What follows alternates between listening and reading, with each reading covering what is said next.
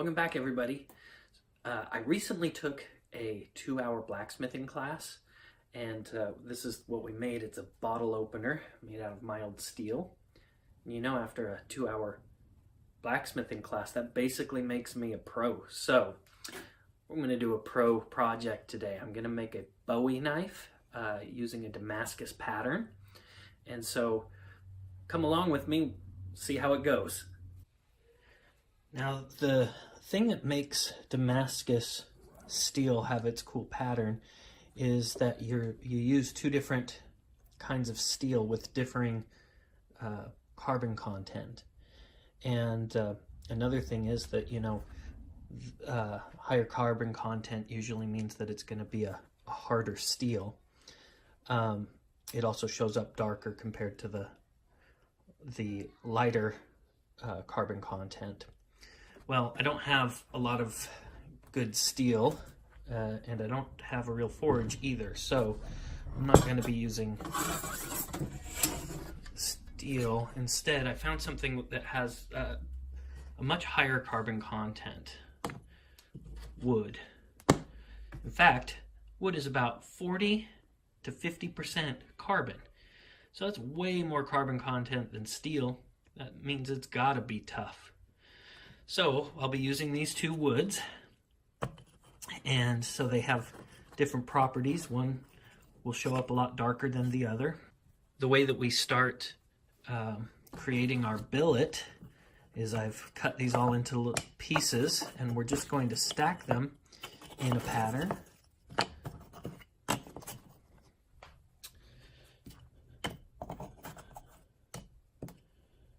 And this pattern will show up by the time we finish forging it. It will show up with that really neat Damascus pattern. So the next step is I've got to take this and I've got to weld it together, and I'm going to weld a holder onto it, so when I stick it into my little forge that I'll be able to hold it without burning myself. So on to the welding. Of course, anytime we do any welding, you got to make sure you've got your proper safety gear. So I've got my welding goggles here. These are rated for welding. That way I don't burn my eyes as I'm watching it. So here we go.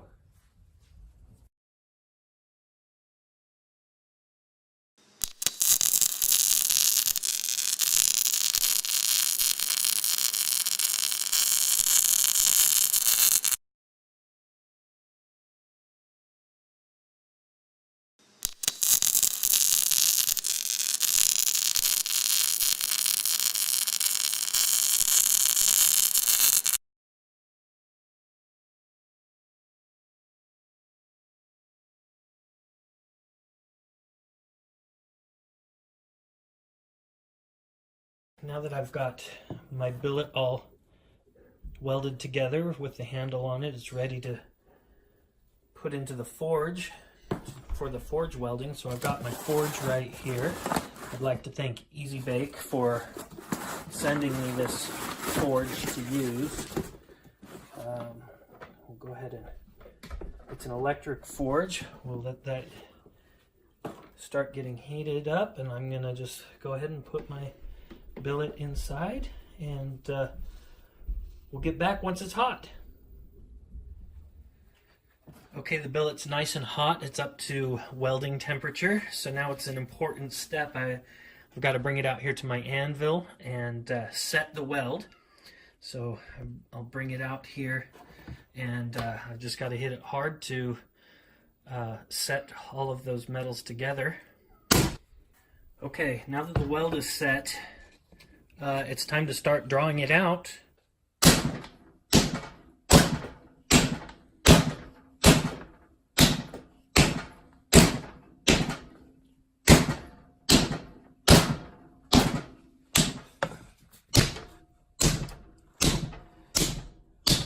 And as I draw it out, it gets thinner and thinner.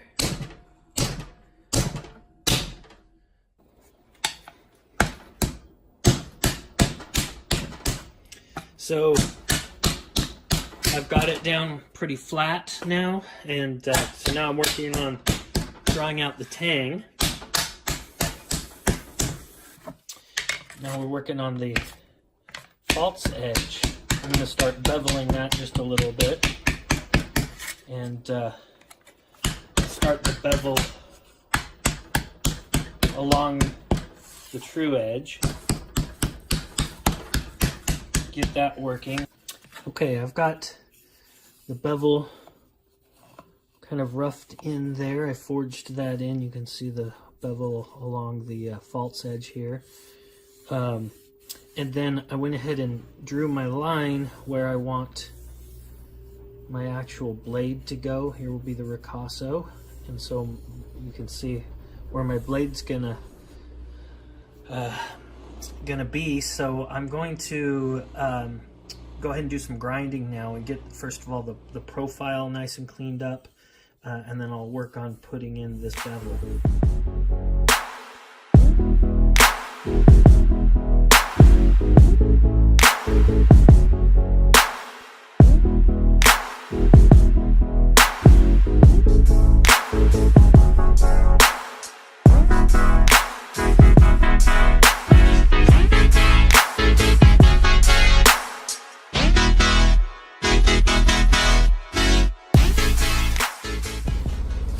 I've got my bevels pretty good in here.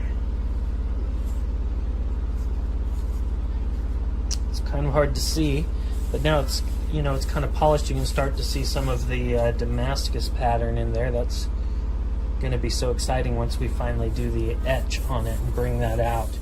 I'm going to take a short break from forging the knife to start working on the guard. So I've got this high quality piece of wood that again, high carbon, so it's got to be strong, and I'm going to put it, it'll sit like this on there, so I just need to draw out where it's going to be, then I'll drill some holes and make a rectangular hole in there and then slide it on from the tank.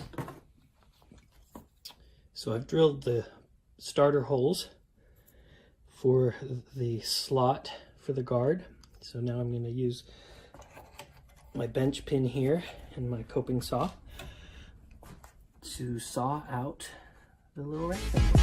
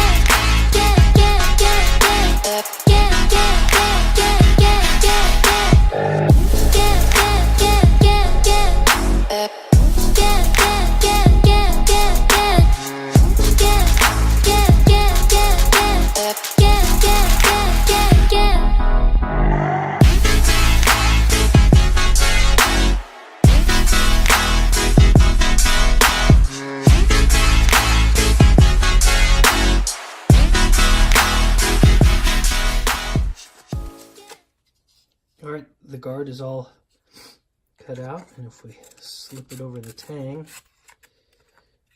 then we can see that it will fit right up there. So it's floppy on this side, but we're going to put a handle on that will stabilize the whole thing. But there's the guard. So I want to have an integrated pommel here, so the way I'm going to do this is I've heated up my tang, and now I'm going to bring it to the edge of the anvil, and I'm going to use the edge of the anvil. You can see I've brought down the wood, so I'm going to go ahead and do that on the other side. And I had to put the guard on first, because once I do that, then I wouldn't be able to get it on. So we've got the guard here, and once I do the other side, then we will have the shape here for the scales for the handle. Yeah.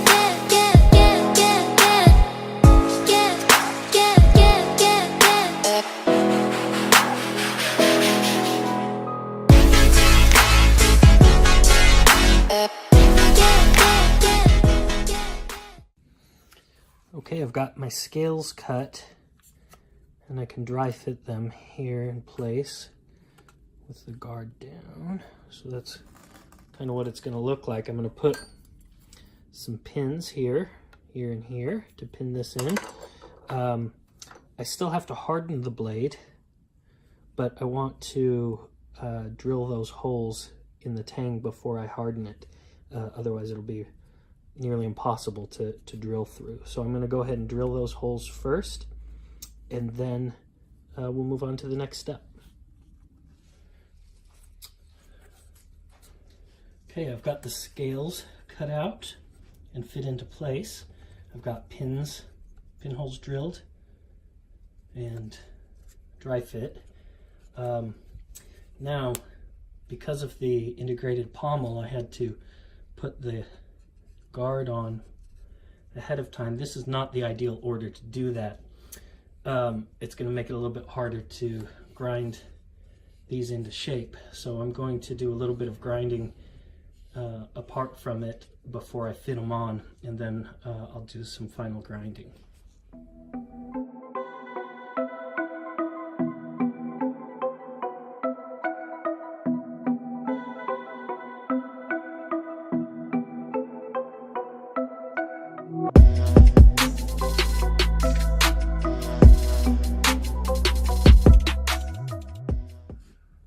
Okay, it's been cooking in the forge for some time. I got it up to heat. So now here we go for the quench. I'm going to quench it in this, it's oil.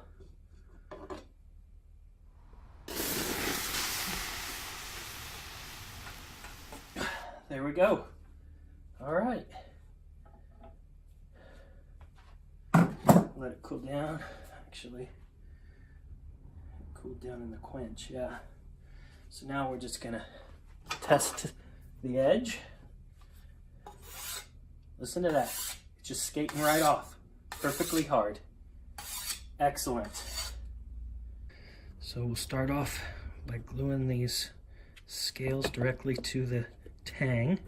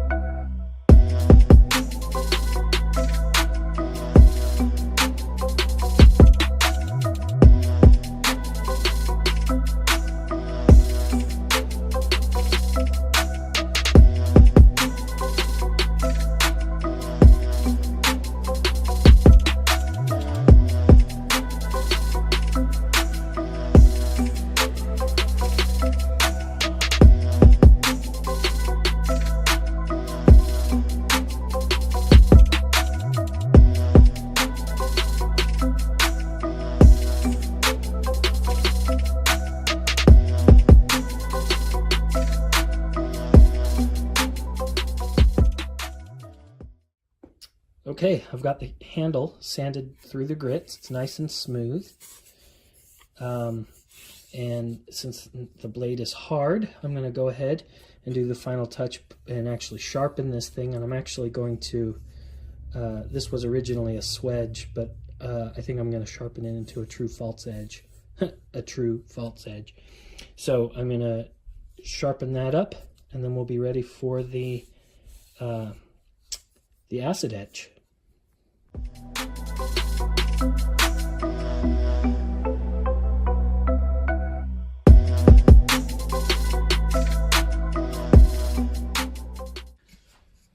Okay, I've finished the edge. It's got a nice convex kind of apple seed shape to it, to the blade. It's nice and sharp. It will cut hair right off my arm. It's excellent. Now we really want to bring out that Damascus pattern from the two types of ultra high carbon material that we used. So here in this can I've filled it with an acidic solution, and we'll go ahead and dip it in and let it sit. We'll just let it sit for 20 minutes or so, and then we'll take a look at it. Okay, it's been about 20 minutes, so we'll grab it. And, oh, that's looking nice. Look at that Damascus pattern. Look how much contrast there is in that. That's so awesome, and it's only going to be brought out more as we buff it up. So let's get doing to that next. Okay, I'm ready to buff this now. I'm going to hand buff it. One thing I wanted to point out that I noticed, because we acid etched the entire knife, the cross guard got considerably darker. It's interesting, but I think it looks really good with the kind of contrast that's on there. So I'm going to be using special buffing compound. It's microcrystals. Let's see what it looks like as I start to put it on. We'll start to bring out the color even further.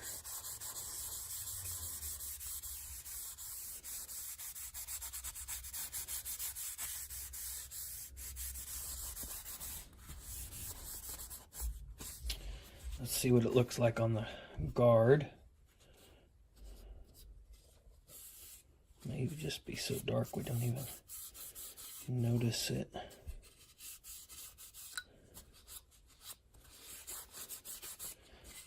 It polishes it up nicely. There's our finished product, the finished blade. I really enjoyed making this video. It was a really fun project. If you enjoyed it, if you had fun, I hope that I'll see you again in my future videos.